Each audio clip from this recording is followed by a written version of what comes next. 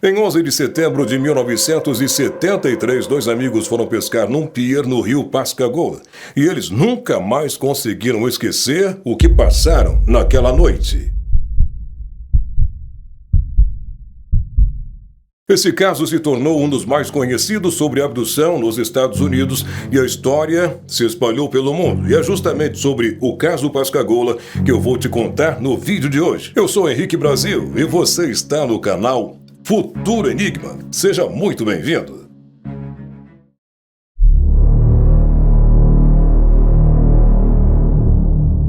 Naquela noite, enquanto Charles Rickson e Calvin Parker pescavam tranquilos em um pier, um som estranho acabou quebrando o silêncio da noite. Parecia ser o som de um zíper abrindo. Ao se virarem, viram uma nave pairando a pouca distância deles, próxima do chão.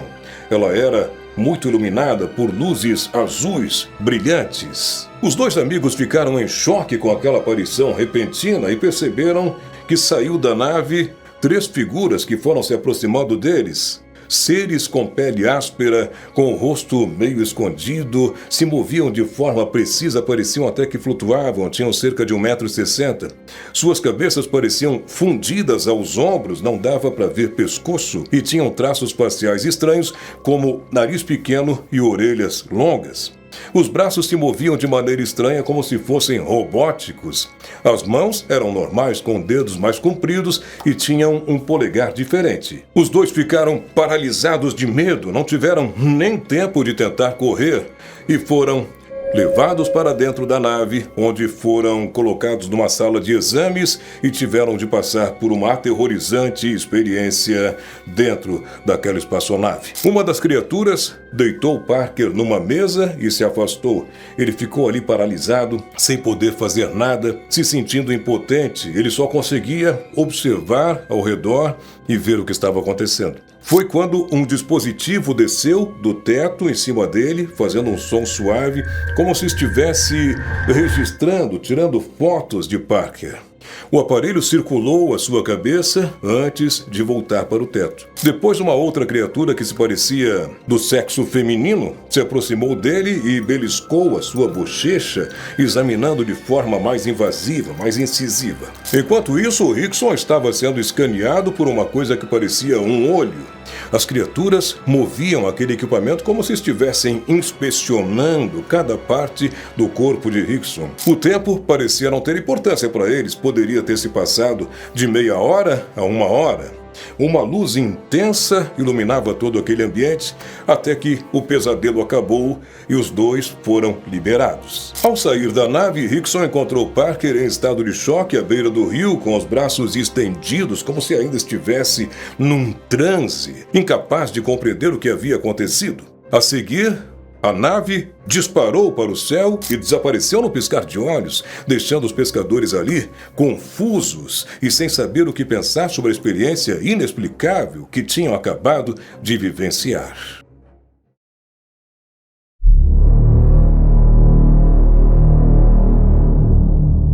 Depois de alguns minutos, ainda se recuperando de tudo aquilo, eles decidiram que precisavam contar a alguém o que estava acontecendo. Foram para casa. Rickson, já chegando, foi direto para o telefone, foi ligar para a base da Força Aérea Kessler, mas alguém atendeu e disse que ali não lidavam mais com esse tipo de ocorrência. Essa base, Kessler, havia participado de projetos sobre OVNIs, como o projeto Blue Book e o famoso incidente de Roswell, mas dessa vez, estranhamente, eles apenas sugeriram que os amigos conversassem. Vai conversar lá com o xerife local. Rickson e Parker pensaram ainda em falar com um jornalista, mas o escritório do jornal, naquele horário, claro, estava fechado. Então, eles foram realmente ao gabinete do xerife, mesmo com receio de não serem levados a sério. Isso aconteceu em 1973. Charles Rickson e Calvin Parker entraram no escritório do xerife visivelmente nervosos. O xerife Fred Diamond e seu assistente Glenn Ryder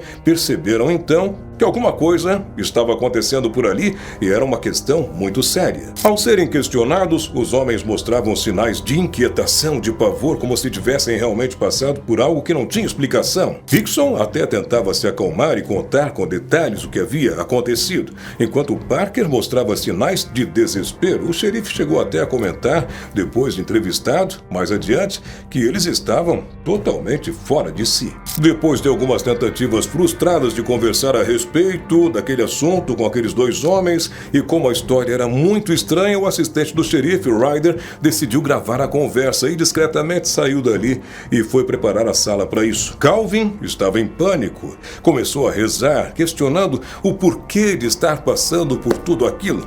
Já Parker dizia que acreditava que aquela criatura o havia drogado, e uma marca em seu braço reforçava até mesmo essa ideia. Ele estava com muito medo de ter sido exposto à radiação ou a doenças desconhecidas. Estava mesmo muito preocupado, muito agitado. Submetidos a exames estranhos, Rickson e Parker estimavam que haviam passado cerca de 45 minutos a 1 hora dentro daquela espaçonave. O xerife Fred Diamond ouviu a história dos dois, achou tudo muito estranho e decidiu colocá-los numa sala onde ficariam a sós por alguns minutos, mas Ryder já havia preparado tudo para gravar o que eles estariam conversando. O xerife pensou que se ficassem sozinhos poderiam, quem sabe, deixar escapar alguma coisa que desse a entender que tudo aquilo não passava de uma brincadeira, de uma ilusão ou de uma armação mesmo, né?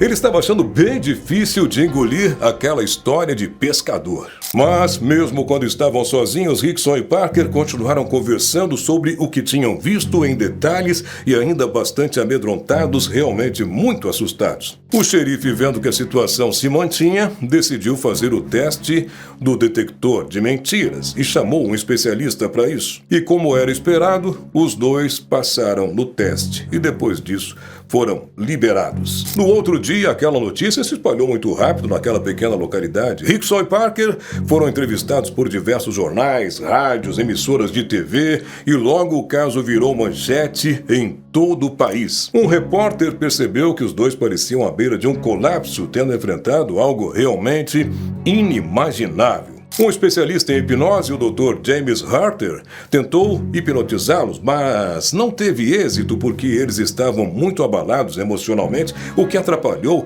as sessões de hipnose. Claro que toda essa boataria que se formou acabou por assustar outros moradores da pequena localidade.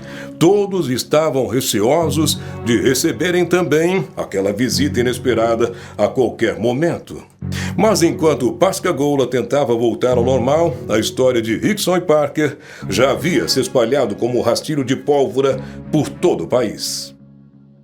Em novembro daquele ano, 1973, Rickson participou do programa Para Dizer a Verdade, onde a dinâmica do programa era entrevistar 3 homens que diziam ser Charles Rickson, mas apenas um era o verdadeiro. Aqui no Brasil tem um programa parecido com esse, se eu não me engano, é no Luciano Huck, não é? Durante a entrevista, os repórteres faziam perguntas e quando perguntaram se havia pescado alguma coisa naquela noite, ele respondeu que não, entre outras perguntas relativas àquele momento. No final, os entrevistadores tentaram adivinhar quem era o verdadeiro Rickson. Após alguns votos, o verdadeiro se levantou, confirmando realmente que havia vivido um dos casos de abdução mais famoso da história dos Estados Unidos. Mas em meio a toda essa informação, a toda essa história, a toda essa boataria, a tudo o que aconteceu, será que o governo americano reconheceu essa história como verdadeira? Bom, antes de continuarmos falando sobre isso, não se esqueça de deixar aqui o seu like, se inscrever no canal. Esse gesto simples nos ajuda muito a continuar trazendo conteúdos interessantes como esse, tá legal? Deixa aí o teu like. Aí, valeu! Agora então, bora pro vídeo!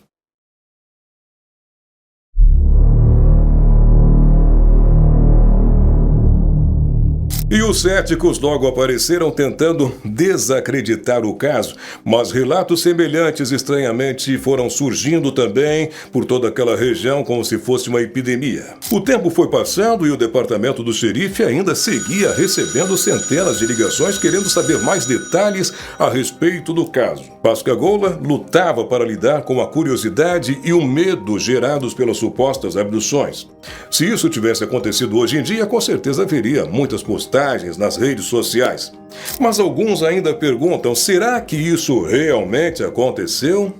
Muitas pessoas duvidavam da história, mas, em contrapartida, várias pessoas se apresentaram para apoiar a história daqueles dois amigos. Glenn Ryder, tempos depois, revelou que naquela noite algumas pessoas disseram terem visto uma luz estranha naquela região, algo que nunca foi registrado oficialmente porque não haviam celulares como há hoje, com a facilidade de estar tirando foto, de estar filmando. Era 1973. Outra pessoa contou sua experiência naquele mesmo dia em um posto de combustíveis, próximo ao local do caso. Ela viu um objeto estranho voando rápido que apareceu por apenas alguns segundos antes de desaparecer no horizonte. Em 2001 surgiu um novo relato a respeito daquele momento. Mike Cataldo, um suboficial aposentado da Marinha, disse que viu uma luz estranha naquela mesma noite daquele ano. Ele e seus colegas inicialmente pensaram que era uma estrela cadente, mas logo perceberam que era algo diferente. O objeto ficou sobre uma área pantanosa, girando e emitindo luzes em um padrão circular. Michael descreveu como um chapéu cinza claro e que devia ter uns 12 metros de comprimento. Depois, disse que o objeto arrancou a uma velocidade inacreditável e desapareceu. Esses relatos, com certeza, ajudavam a apoiar a história de Rickson e Parker. Mas apareceu um cético, Philip Klass, que não acreditava na história de Charles e Rickson, e rapidamente apontando falhas no relato. Ele destacou que o teste de polígrafo feito em Rickson foi realizado por alguém sem experiência e que Rickson se recusou a fazer um novo teste com um outro especialista, levantando suspeitas. Klass também pesquisou o passado de Rickson e descobriu que ele havia sido demitido anos antes, o que para ele gerava dúvidas sobre sua credibilidade. Mas a quem interessava a opinião desse tal de Klass? Para quem ele estaria trabalhando, tão empenhado em desacreditar essa história? Apesar das controvérsias, muitos relatos de luzes estranhas continuaram a aparecer na mesma região de Pascagoula por mais algum tempo. Agora, se não foi uma abdução, o que poderia ter acontecido ali? O investigador Joy Nickel apresentou uma teoria alternativa, sugerindo que Rickson e Parker poderiam ter cochilado e entrado num estado onde sonhos e realidade se misturam. Essa condição poderia explicar a sensação de paralisia mencionada por Rickson. Nickel também notou que a comunicação telepática descrita por Rickson poderia ser um sinal desse estado. Isso poderia explicar por que os dois homens mantiveram a mesma história. Eu particularmente acho isso tudo muito engraçado. Esse empenho em desacreditar o que está notoriamente comprovado e testemunhado, com teorias bobas e sem fundamento. Não só nesse caso, como em tantos outros casos. Alguém deve achar que todo mundo é idiota. Mas ainda se falando do caso, depois de um tempo, Rickson acrescentou novos detalhes à sua história, como afirmou que as luzes da nave naquele dia causaram lesões nos seus olhos, o que teria diminuído significativamente a sua visão. Já o governo americano não se mostrou muito interessado no caso, e até porque demonstraria interesse em algo que buscava desacreditar. Não é verdade? Charles Rickson faleceu em 2011 aos 80 anos, enquanto Calvin Parker faleceu em 2023 aos 68. A história que eles contaram permaneceu a mesma, com todos os detalhes até o dia de seu falecimento. E você, conhece alguém que disse ter passado por uma situação assim? Aqui no Brasil, existem centenas de casos registrados e muitos que se mantêm no anonimato. Em breve, vamos trazer alguns relatos para vocês. Gostou do nosso vídeo de hoje? Então deixa aí um like, te inscreve no canal, deixa aí teu comentário que é sempre muito importante e relevante pra gente, tá? Lembrando que toda terça-feira e sábado a gente traz um vídeo novo para você aqui no canal Futuro Enigma. Um forte abraço, tudo de bom e até o nosso próximo vídeo.